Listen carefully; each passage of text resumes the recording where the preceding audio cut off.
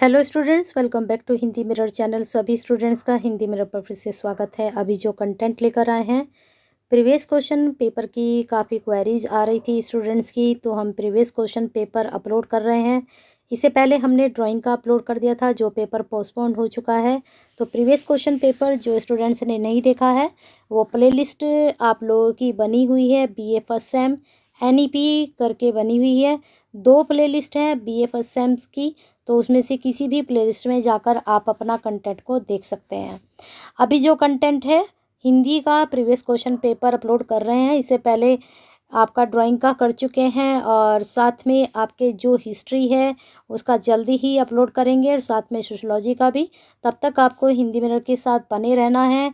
इसके परिवार का हिस्सा अभी तक नहीं बने हैं, सब्सक्राइब चैनल नहीं किया है, तो प्लीज़ एक सब्सक्राइब कर लीजिए, बेल आइकन हिट कर दीजिए, जिससे नई वीडियो के नोटिफिकेशन आपको मिलते रहें। और लाइक के साथ साथ शेयर ज़रूर कीजिए, क्योंकि ये प्रीवियस क्वेश्चन पेपर हर एक के पास नहीं होते हैं, और एक ही चैनल पर आपको सारी जानकारी के साथ साथ प्रीवियस क्वेश्चन पेपर और क्वेश्चन बैंक भी मिलता है।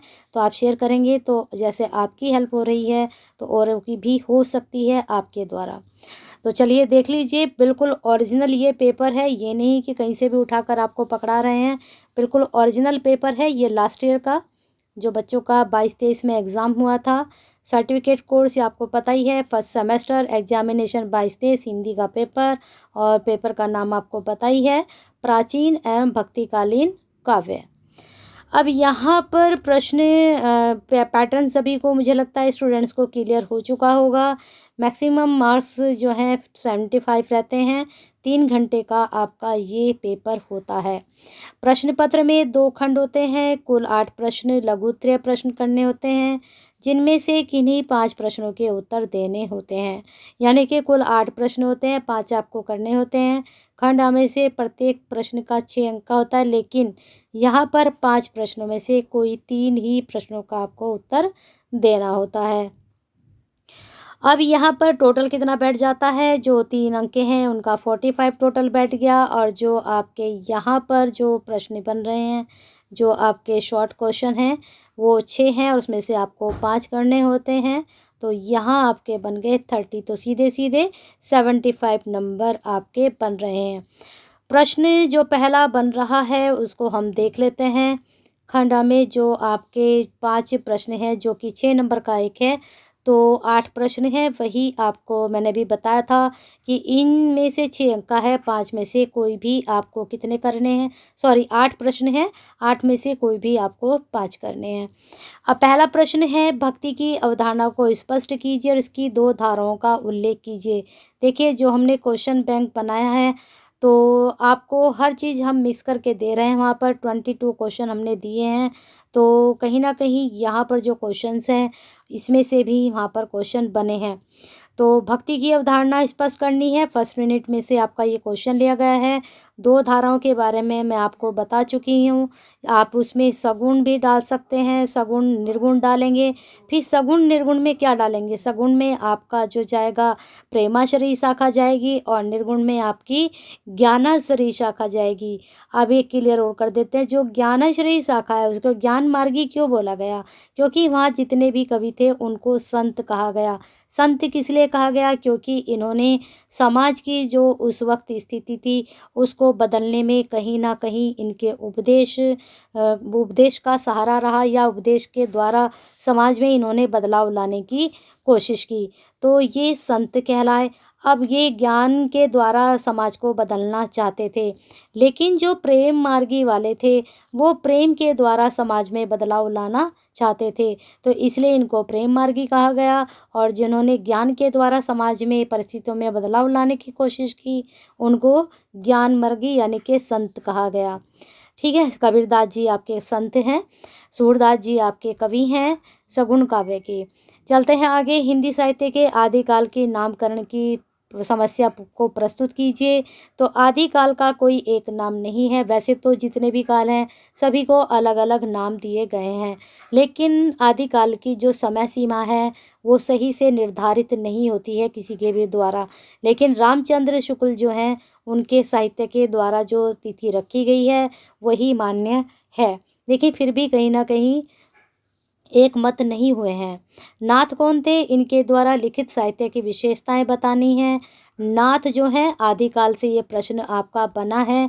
अब देखिए आदिकाल से एक प्रश्न ये बन गया और एक ये बन गया।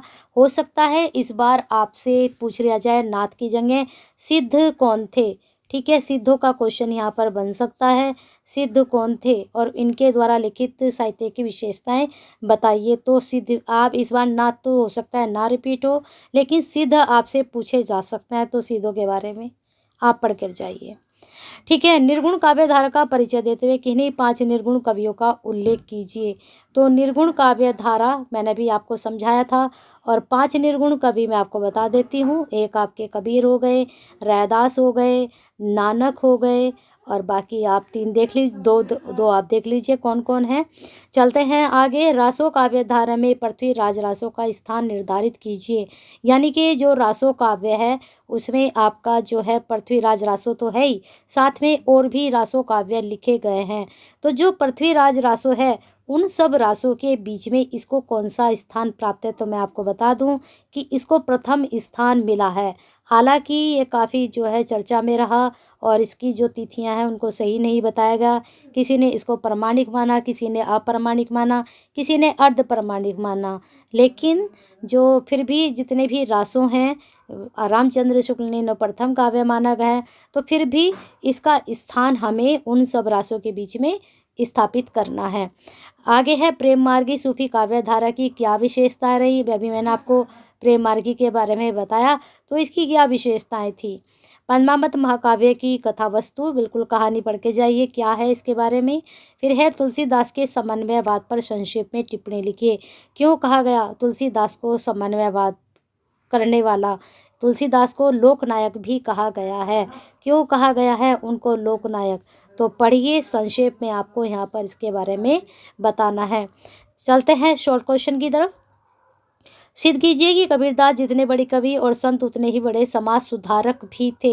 देखिए क्वेश्चन बन चुका है और ये रिपीटेड क्वेश्चन है, हो सकता है इस बार भी आपका रिपीट हो जाए। पृथ्वीराज रासो वीर गाथा का परंपरा का सर्वश्रेष्ठ ग्रंथ है, सिद्ध कीजिए। ठीक है, उस वक्त श्रृंगार परंपरा के भी लिखे जा रहे थे, वीर गाथा के भी लिखे जा रहे थे। तो ये श्रृंगारिक कवि श्रृंगार का ग्रंथ है या फिर वीर गाथा का ग्रंथ है, आपको ये बताना है। नेक्स्ट क्वेश्चन है आपको तुलसीदास जी की साहित्य की जो विशेषता है उसके बारे में बताना है। भ्रमर गीत में वर्णित गोपी उद्धव समाज की विशेषताओं पर आपको प्रकाश डालना है। तो इस प्रकार से ये क्वेश्चंस थे आपके एग्जाम में लास्ट ईयर। अब यहाँ पर प्रस्तुत पंक्ति की व्याख्या कीजिए। तू करता तू भया मुझ में न रही ना हूँ, बारी फेरी बली गए जित देखो तितू, मुआ पीछे जिनी मिले कहे कबीरा राम, पाथर घाटा लो सब तब पारस कोने काम। तो ये कबीरदास की पंक्तियां हैं या किसकी पंक्तियां कहाँ से ली गई हैं, सर्च कीजिए। और जहाँ तक है ये आपका जो कबीरदास की जो आपका यूनिट है वहाँ पर जो अंग हैं कबीर के, जो अंग हैं गुरुपद के अंग हैं, सुमरन के अंग हैं, पर्चा के अंग हैं, देखिए कौन से अंग में से ये लिया गया है। तो इस तरह से ये तो रिपीट नहीं होगी व्याख्या। व्याख्या कोई सी भी आपकी आ सकती है आपके एग्ज़ाम में। तो आप व्याख्या को थोड़ा बहुत भी अगर पढ़कर जाते हैं तो अगर अपनी सेंस आप लगाएंगे तो कहीं ना कहीं आप अच्छा अटैम्प्ट कर पाएंगे। तो बने रहिए ऐसे ही बेनिफिशियल वीडियो के लिए। और हमेशा अभी तो आपका फर्स्ट सेम है, 6 सेम तक आप हमसे कनेक्टेड रहेंगे। तब तक सब्सक्राइब करते रहिए और इसको शेयर करते रहिए और लाइक करते रहिए।